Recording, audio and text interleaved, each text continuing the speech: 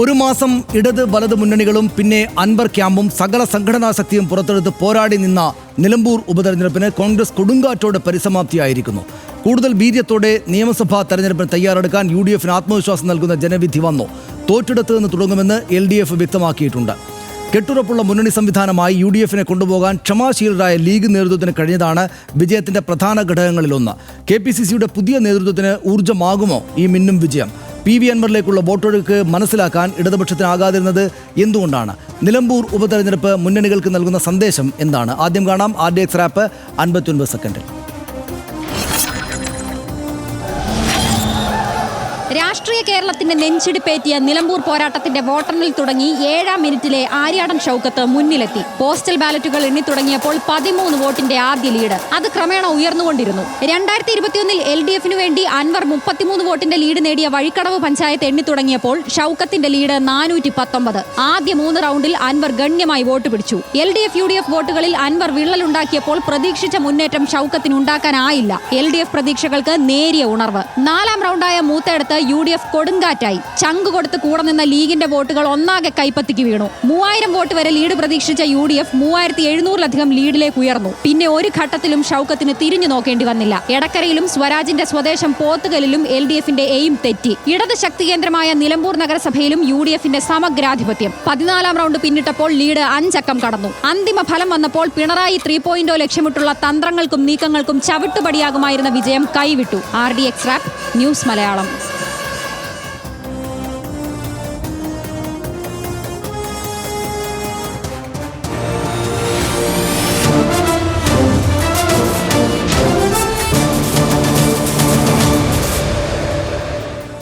ആവേശകരമായ വിജയമാണ് UDF ഉണ്ടായിരിക്കുന്നത്. ആര്യാടൻ ഷൗക്കത്തോടെ വമ്പൻ വിജയമാണ്. വളരെ കാലത്തേക്ക് ഊർജ്ജം നൽകുന്ന വിജയമാണ് അവരുണ്ടാക്കിയിരിക്കുന്നത്. നമുക്ക് ഡാറ്റാ ഷീറ്റിൽ മറ്റ് പ്രധാനപ്പെട്ട ചില പോയിന്റുകൾ പരിശോധിക്കാം. എങ്ങനെ ഷൗക്കത്ത് ജയിച്ചു? കോൺഗ്രസ് ലീഗ് രാഷ്ട്രീയ വോട്ടുകൾ പൂർണ്ണമായും പെട്ടിയിലാക്കി ഷൗക്കത്ത് എന്ന് നമ്മൾ ഇതിനകം മനസ്സിലാക്കിയിട്ടുണ്ട്. LDF കിട്ടിയത് ഉറച്ച ഇടത് വോട്ടും സ്വരാജിന്റെ വ്യക്തിപ്രഭാവം കൊണ്ടുവന്ന വോട്ടുകളും മാത്രമാണ് സ്വരാജിന് കിട്ടിയത്. PV അൻവർ നേടിയ 20,000-ഓളം വോട്ടുകൾ അതിനിർണായകമായി. നേരത്തെ നമ്മൾ വിചാരിച്ചിരുന്ന തന്നെ വികസനം ഉയർത്തിപ്പിടിച്ച് വോട്ടാക്കാമെന്ന LDFന്റെ പ്രതീക്ഷ വിലപ്പോയില്ല എന്ന് നമ്മൾ നിലമ്പൂരിൽ കണ്ടു. അൻവർ UDF തർക്കങ്ങൾ ഗുണമാകുമെന്ന് LDF കണക്കുകൂട്ടിയിരുന്നു. അതും പക്ഷേ തെറ്റി എന്ന് നമ്മൾ കണ്ടു. ഇനി തോൽവി താങ്ങാനാവില്ല എന്ന മനോഭാവത്തിൽ UDF ഐക്യം രൂപപ്പെട്ടു. എന്താണ് ഏറ്റവും പ്രധാനപ്പെട്ട ഇതിനകത്തെ കാര്യം? അൻവർ ഉന്നയിച്ച ജനകീയ പ്രശ്നങ്ങളും വിവാദങ്ങളും വോട്ടർമാരെ സ്വാധീനിച്ചിട്ടുണ്ട് എന്ന് നമ്മൾ കാണുന്നു. MV ഗോവിന്ദന്റെ RSS സഹകരണ വിവാദ പ്രസ്താവനയടക്കം സ്വാധീനിച്ചിരിക്കാം എന്ന് തന്നെ കാണണം നമ്മൾ. 2021 മണ്ഡലത്തിൽ UDF ലഭിച്ചത് 45.5% വോട്ട്. ഇത്തവണ 44.17% മാത്രം. കുറവ് 1.33%-ൻ്റെതാണ് എന്ന് നമ്മൾ കാണുന്നു. LDF സ്വതന്ത്രനായി അൻവർ 2021 നേടിയത് 47% വോട്ടായിരുന്നു. സ്വരാജിന് ലഭിച്ചത് 37.88% വോട്ട് മാത്രമാണ്. ഇത്തവണ LDF കുറഞ്ഞ 10% ലഭിച്ചത് അൻവറിനാകാം എന്ന് നമ്മൾ കണക്കുകൂട്ടുന്നു. അൻവറിന് ഇത്തവണ കിട്ടിയത് 11.23% വോട്ടാണ് എന്ന് നമ്മൾ കാണുന്നു. NDAക്ക് കഴിഞ്ഞ തവണ ലഭിച്ചത് 5% വോട്ടാണ്. ഇത്തവണ 4.91% വോട്ട്. കാര്യമായി കുറവോ കൂടുതലോ ഉണ്ടായിട്ടില്ല. LDF vote മറിഞ്ഞോ? 2021 LDF നിലമ്പൂരിൽ കിട്ടിയത് 81,227 വോട്ടാണ്. ഇത്തവണ 66,660 ചുരുങ്ങി എന്ന് നമ്മൾ കാണുന്നു. LDF നഷ്ടം 14,567 വോട്ടാണ്. അൻവർ ഇത്തവണ നേടിയത് 19,760 വോട്ട്. അൻവർ നേടിയ വോട്ടിനൊപ്പം സർക്കാർ വിരുദ്ധ വികാരവും LDF വിനയായിട്ടുണ്ട് എന്ന് നമ്മൾ ഈ ഘട്ടത്തിൽ കാണേണ്ടതുണ്ട്.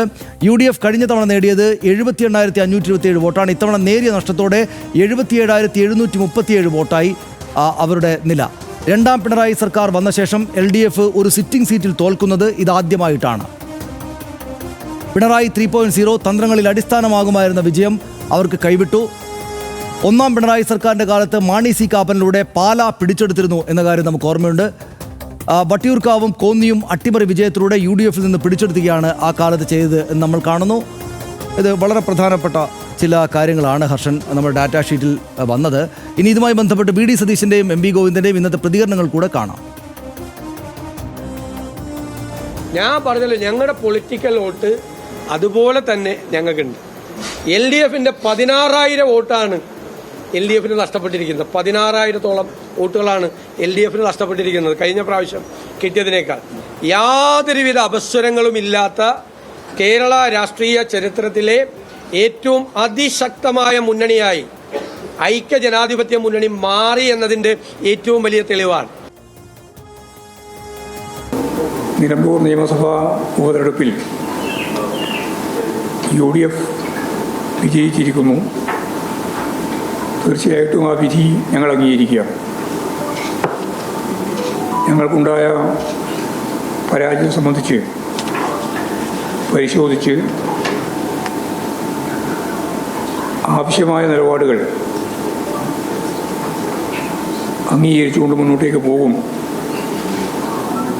ഞങ്ങൾ വല്ല തിരുത്തലുകളും വരുത്തേണ്ടതുണ്ടെങ്കിൽ ആ തിരുത്തലുകൾ വരുത്തിക്കൊണ്ട് തന്നെ മുന്നോട്ടേക്ക് പോകും. അതാണ് ഹർഷൻ, നമുക്ക് അറിയാവുന്ന കാര്യങ്ങളൊക്കെ തന്നെയാണ്. പക്ഷേ അത് സമഗ്രമായിട്ട് RDX ടീം അതിൻ്റെ പോയിന്റ്, അത് ഏത് പോയിന്റുകൾ പ്രൊജക്റ്റ് ചെയ്യണം എന്നത് സംബന്ധിച്ച് അവിടെ കൃത്യമാക്കി വെച്ചിട്ടുണ്ട്. എന്ന് മാത്രം 2 പ്രധാനപ്പെട്ട ബൈറ്റുകളും വന്നു. നമ്മൾ പ്രവചിച്ച RDX പ്രവചിച്ച വിജയമാണ്. അതായത് എനിക്ക് ഓർമ്മയുണ്ട്, നമ്മൾ ആവർത്തിച്ച് പറഞ്ഞിരുന്നു ആര്യാടൻ ഷൗക്കത്തിന് വിജയം ഉണ്ടാകാനാണ് സാധ്യത. സ്വരാജ് ജയിക്കണമെങ്കിൽ അത്ഭുതം സംഭവിക്കണം എന്ന് നമ്മൾ പറഞ്ഞിരുന്നു. ഇവിടെ എനിക്ക് തോന്നുന്നത് ഇവരുടെ ഈ ഐക്യമാണ് ഏറ്റവും പ്രധാനപ്പെട്ട ഒരു കാര്യമായത് എന്നാണ്. ഹർഷൻ എന്താ എങ്ങനെയാണ് സമ്പൂർണ്ണമായിട്ടുള്ളൊരു വിജയത്തെ വിലയിരുത്തുക? നമ്മൾ ആദ്യം മുതൽ പറഞ്ഞിരുന്ന ഒരു കാര്യം, ആ മണ്ഡലത്തിൽ പോയി ആരോട് ആര് ജയിക്കുമെന്ന് ചോദിച്ചാലും അവർക്ക് 10 മിനിറ്റ് കാര്യങ്ങൾ പറയാനുണ്ട് എന്നുള്ളതാണ്. ആർക്ക് വോട്ട് ചെയ്യും, ആര് ജയിക്കും എന്നുള്ളത് മാത്രമല്ല, അതിനെക്കുറിച്ച് വിശദീകരിക്കാനുണ്ട്. വളരെ പൊളിറ്റിക്കലായ മണ്ഡലമാണ്. അത് കൃത്യമായി അങ്ങനെ തന്നെ തെളിയിക്കുന്ന ഒരു ഫലമാണ് ഇത് എന്നാണ് ഞാൻ വിലയിരുത്തുന്നത്. മാത്രമല്ല, പൊളിറ്റിക്കൽ വോട്ട് പോൾ ചെയ്തതിനെക്കുറിച്ച് ഇപ്പോൾ VD സതീശൻ പറഞ്ഞല്ലോ, UDFൻ്റെ പൊളിറ്റിക്കൽ വോട്ടെല്ലാം UDFന് പോൾ ചെയ്യാൻ കഴിഞ്ഞു എന്നുള്ളത്. അതിലൊരു ഒരു ഒറ്റ കാര്യം കൂടിയുണ്ട് സനീഷേ, അതിനപ്പുറത്തേക്കുള്ള വോട്ടുകൾ സമാഹരിക്കാൻ കഴിഞ്ഞോ എന്നുള്ള ചോദ്യം കൂടിയുണ്ട്. അതില്ല എന്നുള്ളത് കൊണ്ടാണ് UDFൻ്റെ പൊളിറ്റിക്കൽ വോട്ട് എല്ലാം കൃത്യമായി പോൾ ചെയ്തു. അതായത് അവിടുത്തെ UDFൻ്റെ വോട്ട് കൊണ്ടാണ് UDF ഇത്തവണ ജയിച്ചിരിക്കുന്നത്. അതിനപ്പുറത്തുള്ള വോട്ടുണ്ടല്ലോ, അതായത് ചിതറിപ്പോകുന്ന ചില വോട്ടുകളുണ്ട്, അതിനപ്പുറത്തുള്ള വോട്ടുകൾ എന്നത് അൻവർ സമാഹരിച്ചു എന്നുള്ളതാണ് സത്യം. ഇപ്പോൾ ജമാഅത്തെ ഇസ്ലാമിയുടെ സ്വാധീനം കൊണ്ട് അവർക്ക് പ്രചാരണ രംഗത്ത് വലിയ നേട്ടമുണ്ടാക്കാൻ കഴിഞ്ഞേക്കാം. കാരണം മാധ്യമങ്ങളെല്ലാം ഉണ്ട് ജമാഅത്തെ ഇസ്ലാമിയുടെ, ആ രീതിയിൽ അവരുടെ ഒരു സഹായമൊക്കെ ലഭിച്ചേക്കാം. എന്നതിനപ്പുറത്തേക്ക് അവർക്ക് വലിയ വോട്ടില്ല. അവിടെ അവർക്ക് ചെയ്താൽ അവർക്ക് ലഭിക്കാൻ സാധ്യതയുള്ളത് വളരെ കുറച്ച് പരിമിതമായ വോട്ടുകളാണ്. ഇപ്പുറത്ത് അതേസമയം അൻവറിൻ്റെ കാര്യത്തിൽ സംഭവിച്ചത് എന്താണ്, LDFൻ്റെ കാര്യത്തിൽ സംഭവിച്ചതാണ്, LDFൻ്റെ പൊളിറ്റിക്കൽ വോട്ടുകൾ ചോർന്നു എന്ന് VD സതീശൻ പറയുന്നുണ്ട്. LDFന് അതുവരെ ഉണ്ടായിരുന്നു. 2011 കണക്ക് നമുക്ക് പരിശോധിച്ചാൽ അത് കൃത്യമായിട്ടും വ്യക്തമാണ്. LDFന് ഉണ്ടായിരുന്ന വോട്ടുകൾ 2011 മാത്രമല്ല, അതിനുശേഷം 2011, 16, 21 എല്ലാം പരിശോധിച്ച് വരുമ്പോൾ നമുക്ക് മനസ്സിലാവുന്ന ഒരു കാര്യം എന്താണ്, LDF പ്ലസ് അൻവർ എന്നുള്ളതായിരുന്നു. ആ അൻവർ കൊണ്ടുവന്ന വോട്ടല്ല അൻവർ കൊണ്ടുപോയി. കുറച്ച് UDFന്റെ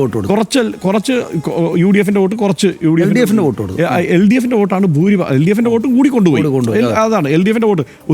എനിക്ക് തോന്നുന്നത് ഒരു അൻവർ LDFലേക്ക് കൊണ്ടുവന്ന വോട്ട്, LDFന്റെ കുറച്ച് വോട്ട്, UDFന്റെ കുറച്ച് വോട്ട്. ഇതാണ് അതിലേറ്റവും ഗണ്യമായി പുതിയതായി അൻവർ കണ്ടെത്തിയ വോട്ടുകൾ എന്ന് പറയുന്നത് LDFന്റെ വോട്ടുകൾ തന്നെയാണ്. UDFന്റെ കുറച്ച് വോട്ടേ അൻവർ അങ്ങനെ കൊണ്ടുപോയിട്ടുള്ളൂ. അത് നമ്മൾ മൊത്തം കണക്ക് പരിശോധിക്കാൻ മനസ്സിലാവും.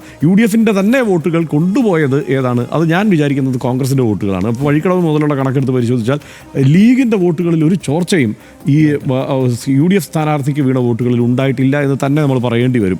ഓരോ പഞ്ചായത്തുകളെടുത്ത് നമ്മൾ പരിശോധിച്ചാലും ലീഗിൻ്റെ വോട്ടുകളിൽ ചോർച്ച ഉണ്ടായില്ല. അത് നമ്മൾ ആദ്യം മുതൽ പറയുന്നുണ്ടല്ലോ, ലീഗ് കൈമൈ മറന്ന് പ്രവർത്തിച്ചിട്ടുണ്ട്, അതിൻ്റെ റിസൾട്ട് അവരുണ്ടാക്കിയിട്ടുമുണ്ട്. അവരെല്ലാ മറ്റ് അഭിപ്രായ വ്യത്യാസങ്ങളും മാറ്റിവെച്ച് ഇവിടെ സ്ഥാനാർത്ഥിയെ വിജയിപ്പിക്കാൻ വേണ്ടി പണിയെടുത്തു. അതിൻ്റെ ഗുണം അവർക്ക് ഉണ്ടാക്കാനും കഴിഞ്ഞു. അങ്ങനെ നോക്കുമ്പോൾ എന്താണ്, കഴിഞ്ഞ തവണ 2021 78,527 വോട്ടുകളാണ് അവിടെ UDFന് ലഭിച്ചത്.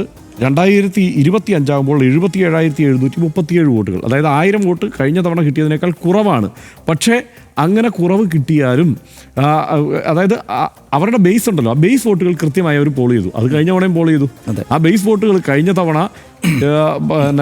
LDFന് അനുകൂലമായ ഒരു തരംഗം സംസ്ഥാനത്തുടനീളം ഉണ്ടായിരിക്കുമ്പോഴും അവർക്ക് അവിടെ പോൾ ചെയ്യാൻ കഴിഞ്ഞ വോട്ടുകൾ എന്ന് പറയുന്നത് സ്വാഭാവികമായിട്ടും അവിടുത്തെ ബേസ് വോട്ടുകളാണല്ലോ. ആ വോട്ടുകൾ എന്ന് പറയുന്നത് UDFന് മേൽക്കൈയുള്ള ഒരു മണ്ഡലം നിലയ്ക്ക് 78,527 വോട്ടുകളാണ്. ഇത്തവണ വരുമ്പോഴേക്കും അത് 77,737 ചെറിയ കുറവാണ് ഉണ്ടായിരിക്കുന്നത്. എങ്കിൽ പോലും അവരുടെ അടിസ്ഥാന വോട്ടുകൾ അവിടെയുണ്ട്. ആ അടിസ്ഥാന വോട്ടുകളിൽ തന്നെ അവർ വിജയം കാണാൻ കഴിഞ്ഞത് അവിടെ അൻവർ എന്ന് പറയുന്ന ഒരു സ്ഥാനാർത്ഥി ഉണ്ടായിരുന്നത് കൊണ്ടാണ് എന്നുള്ളതാണ് ഏറ്റവും ശ്രദ്ധേയമായ കാര്യം. അല്ലെങ്കിലും വിജയിച്ചാൽ ചിലപ്പോൾ കാരണം എന്താണെന്ന് വെച്ചാൽ ഇപ്പോഴത്തെ സാഹചര്യത്തിൽ അടിസ്ഥാന വോട്ടുകൾ മാത്രമേ കോൺഗ്രസ് കിട്ടിയിട്ടുള്ളൂ. യു ഡി എഫ് അത് മാത്രമല്ല, അൻവറിന് വോട്ട് ചെയ്യാൻ നിൽക്കുന്ന ആളുകൾ ഇത്തവണ അൻവറിന് ചെയ്യും എന്ന് തീരുമാനിച്ചിരിക്കുന്ന ആളുകൾ അൻവർ ഇല്ലെങ്കിൽ യു ഡി എഫിനാണ് ഉറപ്പായിട്ട് ചെയ്യുക ഇപ്പോഴത്തെ അവസ്ഥയിൽ. അതുകൊണ്ട് തന്നെ യു ഡി എഫ് സ്ഥാനാർത്ഥിയുടെ ഭൂരിപക്ഷം വർദ്ധിച്ചേക്കാം. ഇതിനേക്കാൾ മികച്ച ഭൂരിപക്ഷം അൻവർ ഇല്ലായിരുന്നെങ്കിൽ ഭൂരിപക്ഷം വർദ്ധിച്ചേനെ. ഇതെല്ലാം ആയിരിക്കെ തന്നെ, പക്ഷേ ഇത്തവണത്തെ ഈ വിജയം എന്ന് പറയുന്നത് അടിസ്ഥാന വോട്ടുകളെ വളരെ കൃത്യമായി അവരുടെ സ്വന്തം വോട്ടുകൾ പോൾ ചെയ്തതിന്റെ അടിസ്ഥാനത്തിൽ മാത്രം യു ഡി എഫിന് ലഭിച്ച വിജയമാണ്. എന്നാൽ എൽ ഡി എഫിനാണെങ്കിൽ 10% വോട്ടിന്റെ ഇറങ്ങിപ്പോക്ക് ഉണ്ടായിട്ടുമുണ്ട്. അത് അൻവർ കൊണ്ടുപോയി കുറേയൊക്കെ, കുറച്ചൊക്കെ എൽ ഡി എഫിന്റെ സ്വന്തം തനി വോട്ടുകൾ കൂടെ അങ്ങോട്ട് പോയിട്ടുണ്ട് എന്ന് വേണമെങ്കിൽ മനസ്സിലാക്കാം. അത് പാർട്ടി കുറഞ്ഞ വോട്ടാണെങ്കിലും അൻവർ മുന്നോട്ട് വെച്ചിരിക്കുന്ന CPM വിരുദ്ധമായിട്ടുള്ള നിലപാടിന് CPM-ന്റെ കൂടെ ചേർന്ന് നിന്നിരുന്ന ആളുകൾ അൻവറിനൊപ്പം പോയിട്ടുണ്ട്. അത് തന്നെയാണ് ഇപ്പോൾ ഇന്നിപ്പോൾ എം വി ഗോവിന്ദ മാഷ് പറഞ്ഞത് എന്താണ്, അത് LDF വോട്ട് ചോർന്നിട്ടുള്ളതിന്റെ കാരണം എന്താണെന്ന് പരിശോധിക്കും തീർച്ചയായും. അതായത് ഇടതു മുന്നണിക്ക് ആ മണ്ഡലത്തിന്റെ ഒരു പൊതു സാഹചര്യം എടുത്ത് പരിശോധിച്ചാൽ ആനുപാതികമായ ഒരു വളർച്ച, അതായത് UDF ലഭിച്ച മട്ടിലുള്ള ആനുപാതികമായ ഒരു വളർച്ച അവിടെ കിട്ടിയിട്ടില്ല. 2011 എല്ലാവരും പറഞ്ഞല്ലോ, മണ്ഡല പുനർനിർണയത്തിന് ശേഷം അവിടുത്തെ സാഹചര്യങ്ങൾ മാറിയിട്ടുണ്ട്. ആര്യാടൻ മുഹമ്മദിന്റെ ഭൂരിപക്ഷം 2011 ഇടിഞ്ഞതാണ് എന്നൊക്കെ പറയുമ്പോഴും അതിനുശേഷം വന്ന വോട്ടുകളുണ്ടല്ലോ, വർദ്ധിച്ച വോട്ടുകൾ, പോളിംഗിൽ വർദ്ധിച്ച വോട്ടുകളുടെ കണക്കെടുത്ത് പരിശോധിച്ചാൽ ഈ 2011 ശേഷം ഇവിടേക്ക് എത്തുമ്പോൾ ഏതാണ്ട് 6000 വോട്ടുകളുടെ വർധനയെ LDF കാണുന്നുള്ളൂ. അതേസമയം UDF ഏതാണ്ട് അതിനേക്കാൾ ഗണ്യമായ വർധന UDF വോട്ടുകളിൽ കാണുന്നുണ്ട്. എനിക്ക് തോന്നുന്നത്, എനിക്ക് അതിൻ്റെ കൃത്യകണക്ക് ഞാൻ എഴുതി വെച്ചിട്ടുണ്ടായിരുന്നു, ഞാനത് നോക്കിയിട്ടും പറയാം. അപ്പോൾ തരക്കേടില്ല, ഗണ്യമായ വർധന UDF വോട്ടുകളുണ്ട്. അപ്പോൾ UDF അടിസ്ഥാന വോട്ടുകൾ തന്നെ നന്നായി വർദ്ധിപ്പിച്ചിട്ടുണ്ട് എന്നുള്ളത് വാസ്തവമാണ്. ഇതിനകത്ത് നമുക്ക് പറയാവുന്ന ഒരു കാര്യം, ഹർഷൻ കൂടെ പറഞ്ഞ കാര്യങ്ങളും നമ്മൾ മനസ്സിലാക്കിയുള്ള കാര്യം കൂടി വെച്ച് പറയാവുന്ന ഒരു കാര്യം, അൻവർ ഉന്നയിച്ചിരിക്കുന്ന രാഷ്ട്രീയ പ്രശ്നങ്ങളുണ്ടല്ലോ, അതങ്ങനെ പരിഹാസ്യമായിട്ട് തള്ളിക്കളയുകയല്ല, വളരെ പൊളിറ്റിക്കലി സെൻസിറ്റീവായിട്ടുള്ള വോട്ടർമാരുള്ള ആ മണ്ഡലത്തിലെ വോട്ടർമാർ ചെയ്തിരിക്കുന്നത്. അത് കൃത്യമായിട്ട് UDF അവരുടെ വോട്ടുകൾ ആകപ്പാടെ കിട്ടി. അൻവർ കുറേ വോട്ടുകൾ പിടിച്ചു. അൻവർ കൊണ്ടുപോയതിൽ പകുതിയോ അല്ലെങ്കിൽ കുറച്ച് താഴെയോ ആയിട്ട് LDF വോട്ടുകൾ ഉണ്ടെന്ന് പറയുമ്പോൾ ഈ PV അൻവർ മുന്നോട്ട് വെച്ചിരിക്കുന്ന പോലീസ് ഭരണവുമായി ബന്ധപ്പെട്ട സംഗതികൾ കുറച്ചാളുകളെങ്കിലും സ്വാധീനിച്ചിട്ടുണ്ട് എന്ന കാര്യം നമ്മൾ കാണേണ്ടതായിട്ട് വരും. അതായത് മറ്റു പല ഘടകങ്ങളും ഉണ്ടാകുമായിരിക്കും, പക്ഷേ അൻവറിൽ നിന്ന് LDF നിന്ന് അൻവറിലേക്ക് വോട്ട് ചോർച്ച ഉണ്ടായി എന്ന് എം വി ഗോവിന്ദൻ മാസ്റ്റർ പറയുമ്പോൾ ഈ പോലീസ് പ്രശ്നങ്ങളിലേക്കും അൻവർ ഉന്നയിച്ച വിഷയങ്ങളിലേക്കും ചില ഇടയാളക്കങ്ങൾ ഉണ്ടായിട്ടുണ്ട് എന്ന കാര്യം LDF പരിശോധിക്കേണ്ടി വരുമെന്നാണ് എനിക്ക് തോന്നുന്നത്. ഒപ്പം വനം വകുപ്പുമായി ബന്ധപ്പെട്ട് അൻവർ ഉന്നയിക്കുന്ന കാര്യങ്ങൾ അത് പിന്നെ മറ്റൊരു പ്രധാനപ്പെട്ട കാര്യം ഹർഷൻ ഞാൻ കാണുന്നത്, ഞാൻ തുടക്കത്തിൽ പറഞ്ഞു, UDF ഐക്യം എന്നത് സമാനതകളില്ലാത്ത വിധം വലുതായിട്ട് അവിടെ നമ്മുടെ മുന്നിൽ പ്രദർശിപ്പിക്കപ്പെട്ടു. അതിൻ്റെ ഫലമാണ് ഈ കണ്ടത്. നമ്മൾ കോൺഗ്രസ് രാഷ്ട്രീയത്തെ കാണുന്ന കാലത്ത്, ഞാനൊക്കെ ചെറുതായിരുന്ന കാലത്ത് കാണുന്ന കാലത്ത്, കോൺഗ്രസ് എന്ന് വെച്ചാൽ, UDF എന്ന് വെച്ചാൽ, പ്രത്യേകിച്ചും കോൺഗ്രസ് എന്ന് വെച്ചാൽ തമ്മിലടിക്കുന്നവരുടെ കൂട്ടമായിരുന്നു. അവരുടെ വിജയം എന്ന് വെച്ചാൽ തന്നെ ഈ തമ്മിലടിക്കുന്ന ഗ്രൂപ്പുകൾ തമ്മിലുള്ള ബലാബലങ്ങളായിരുന്നു അവരുടെ ശക്തി എന്ന് വെച്ചാൽ തന്നെയും. അതിൽ നിന്ന് മാറിപ്പോയി. കരുണാകരനും AKAന്നുള്ള കാലത്ത് നമ്മൾ കാണുന്ന കോൺഗ്രസ് പാർട്ടി അങ്ങനെയായിരുന്നു. വിജയം ഉണ്ടാക്കുന്നത് പോലും ഈ തമ്മിലടിച്ചിട്ടാണ്. പക്ഷേ ഇപ്പോൾ ഐക്യത്തിലൂടെ വിജയമുണ്ടാക്കാനുള്ളൊരു പാത അവർ തുറന്നിട്ടുണ്ട് എന്നതാണ് നിലമ്പൂർ കാണിച്ചിരുന്ന പ്രധാനപ്പെട്ട പാഠങ്ങളിൽ ഒന്നെന്നാണ് ഞാൻ വിചാരിക്കുന്നത്. ആ ഐക്യം ഉണ്ടാക്കിയത് ഈ 2 തവണ LDF സർക്കാർ വന്നു, പിണറായി വിജയൻ സർക്കാർ വന്നു എന്നതാണ്. അതായത് അവിടെ ഞാനത് ആദ്യം മുതലേ പറഞ്ഞു, ഭരണവിരുദ്ധ വികാരമുണ്ടോ എന്ന് ചോദിച്ചാൽ ഭരണവിരുദ്ധ വികാരം പ്രതിഫലിക്കും എന്ന് ഞാൻ ആദ്യം മുതൽ തന്നെ പറയുന്നുണ്ടായിരുന്നു. പക്ഷേ ഞാനത് ഉദ്ദേശിച്ചത് ആ മണ്ഡലത്തിൽ ആകപ്പാടെ സർക്കാരിനെതിരായിട്ടൊരു വിരുദ്ധ വികാരം ഉണ്ടായിട്ടല്ല, മറിച്ച് UDF മനസ്സുള്ള ആളുകൾക്കകത്ത് CPM-നോടും ഇടതുപക്ഷ ജനാധിപത്യ മുന്നണിയോടും എതിർപക്ഷത്ത് നിൽക്കുന്ന ആളുകൾക്ക് ആകപ്പാടെ ഒരു ഭരണവിരുദ്ധ വികാരം, അത് എക്സ്ട്രീം വിരുദ്ധ വികാരമാണ്. ആ വികാരം അവരെ ഒന്നിച്ചു ചേർത്ത് നിർത്തി. അതിൽ ഈ ആര്യാടൻ മുഹമ്മദും ആര്യാടൻ ഷൗക്കത്തൊക്കെ ലീഗിനെതിരെ 2 വർത്തമാനമൊക്കെ പറഞ്ഞതുകൊണ്ട് മുസ്ലിം ലീഗിൻ്റെ വോട്ടൊന്നും പോകുന്നേ ഇല്ല എന്ന് നമുക്ക് അവിടെ പോയിട്ട് 2ാമത്തോ 3ാമത്തോ ദിവസം ആകുമ്പോഴേക്കും മനസ്സിലായിരുന്നു. കാരണം അവിടെ ലീഗുകാരോടും മറ്റും സംസാരിക്കുമ്പോൾ തന്നെ, അല്ലെങ്കിൽ ലീഗ് മനസ്സുള്ള വോട്ടർമാരോട് സംസാരിക്കുമ്പോൾ തന്നെയും കാര്യങ്ങൾ ക്ലിയറായിട്ട് നമുക്ക് മുന്നിൽ വ്യക്തമായിരുന്നു. കാരണം ഇവർ ഒന്നിച്ചു നിൽക്കുകയാണ്. ഈ നിലമ്പൂരിലെ വിജയം എന്നത് ഓരോരോ ഏറ്റവും ഒടുവിലത്തെ വോട്ടർമാരുടെ പോലും ആവശ്യമാണ് എന്നതിലേക്ക് കാര്യങ്ങൾ എത്തിയിരുന്നു. അതുകൊണ്ട് അസാമാന്യമായിട്ടുള്ള സമാനതകളില്ലാത്ത പരസ്പര ഐക്യം UDF ഈ തെരഞ്ഞെടുപ്പിലേക്ക് നയിച്ചു, ഈ വിജയത്തിലേക്ക് നയിച്ചു എന്നാണ് ഞാൻ കാണുന്നത്. ആ ഐക്യം നിലനിർത്താൻ അവർക്ക് ഇനിയും സാധിക്കുകയാണെങ്കിൽ അവരുടെ മുന്നിൽ വിജയം തന്നെയാണ് നിൽക്കുന്നത് ഞാൻ വിചാരിക്കുന്നു. ഒരൊറ്റ കാര്യം ഞാൻ പറയാം സനീഷ, സംശയമില്ലാതെ പറയാം, സത്യത്തിൽ ആ മണ്ഡലത്തിൽ ആര്യാടൻ ഷൗക്കത്തിനേക്കാൾ മികച്ച സ്ഥാനാർത്ഥി VV പ്രകാശാണ്. അത് തെളിയിക്കുന്നതാണ് ഈ റിസൾട്ട്. കാരണം ഞാൻ പറയാം, കഴിഞ്ഞ തവണ ഈ പറഞ്ഞ മട്ടിലുള്ള ആ ഐക്യം വളരെ പ്രകടമായി കഴിഞ്ഞ തവണ തന്നെ അവിടെ ഉണ്ടായിരുന്നു. 2016 തെരഞ്ഞെടുപ്പിൽ ആര്യാടൻ ഷൗക്കത്ത് പരാജയപ്പെടുമ്പോൾ ആ ഐക്യമില്ല, അത് വാസ്തവമാണ്. 2021 ആ ഐക്യം ഉണ്ട്. ആ ഐക്യം ഉള്ളത് കൊണ്ടാണ് ഈ 78,527 എന്നുള്ള വോട്ടിലേക്ക് അവരെത്തുന്നത്. കാരണം ഇപ്പോൾ നമുക്കത് അങ്ങനെ ഉറപ്പിച്ച് വിലയിരുത്താം. ഇപ്പോൾ അങ്ങനെ എന്താണ് അവസ്ഥ? ഈ ഏതാണ്ട് 13,000 വോട്ടുകളുടെ വോട്ടെണ്ണത്തിൽ വർധനയുണ്ടായി, ശതമാനക്കണക്കിൽ താഴോട്ട് വന്നെങ്കിലും വർധനയുണ്ടായി. പക്ഷേ ഈ 77,737 വോട്ടുകളാണ് അവർ പോൾ ചെയ്യുന്നത്. അതായത് അവരുടേതായിട്ട് വരുന്നത്, അതായത് കഴിഞ്ഞ തവണത്തേതിനേക്കാൾ 2021 കുറവ് വോട്ടുകൾ.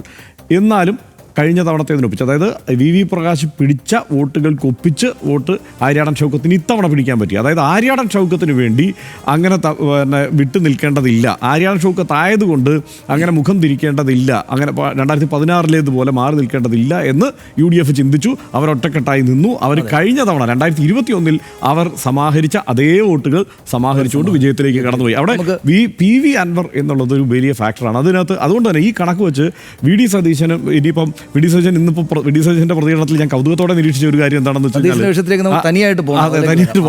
നീണ്ട 10 വർഷമായി അധികാരത്തിന് പുറത്തിരിക്കുന്ന UDF-ന് 2026 നിയമസഭാ തെരഞ്ഞെടുപ്പ് മുന്നൊരുക്കത്തിനുള്ള ഊർജ്ജമാകും നിലമ്പൂരിലെ വിജയമെന്നതിൽ തർക്കമില്ല. ഇനിയും ഒരു നിയമസഭാ തെരഞ്ഞെടുപ്പ് തോൽവി താങ്ങാനാകില്ലെന്നും LDF-ന്റെ പിണറായി 3.0 പദ്ധതികൾ തകർത്തേ പറ്റൂ എന്നുമുള്ള തിരിച്ചറിവിൽ UDF എല്ലാ ആന്തരിക വൈരുദ്ധ്യങ്ങളും മറന്ന് ഒറ്റക്കെട്ടായി നിന്നു. ഒത്തൊരുമയോടെ പ്രവർത്തിച്ചാൽ ഫലമുണ്ടാകുമെന്ന് ഒരിക്കൽ കൂടി UDF-ന്റെ മത്സരഫലം ഓർമ്മിപ്പിക്കുന്നുണ്ട്. ഒത്തുതീർപ്പിന്റെയും വിട്ടുകൊടുക്കലിന്റെയും സന്ദർഭങ്ങളും പതിവില്ലാതെ UDF-ൽ കണ്ടു. അൻവർ വിഷയത്തിൽ മുസ്ലിം ലീഗ് കോൺഗ്രസിനോട് കാണിച്ച പക്വത എടുത്തു പറയണം. Malappuram DCC president VS Joy എന്ന യുവ നേതാവിന്റെ മികവും കോൺഗ്രസിന് പ്രതീക്ഷയാണ്. നിലമ്പൂർ വിജയത്തിൽ UDF-നെ RDX ആത്മാർത്ഥമായിട്ട് അഭിനന്ദിക്കുന്നു. പുതിയ KPC നേതൃത്വത്തിന് ഈ വിജയം 2026 നല്ല നാന്ദിയാകട്ടെ എന്നും ആശംസിക്കുന്നു. അടുത്ത വിഷയത്തിലേക്ക്.